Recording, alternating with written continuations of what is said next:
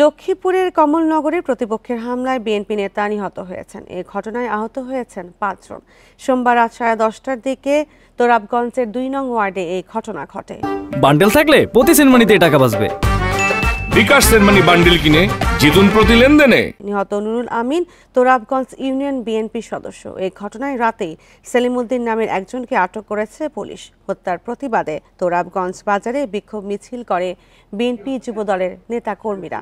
Police ও স্থানীয়রা জানায়, নুরুল আমিনের সাথে প্রতিবেশী সেলিমউদ্দিনের টাকা পয়সার লেনদেন নিয়ে বিরোধ ছিল।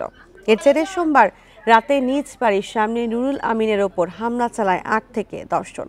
এ সময় আশেপাশের লোকজন তাকে উদ্ধারে এগিয়ে এলে তাদের ওপরও হামলা চালানো হয়। আহতদের হাসপাতালে ভর্তি করা হলে চিকিৎসক নুরুল আমিনকে মৃত ঘোষণা করেন।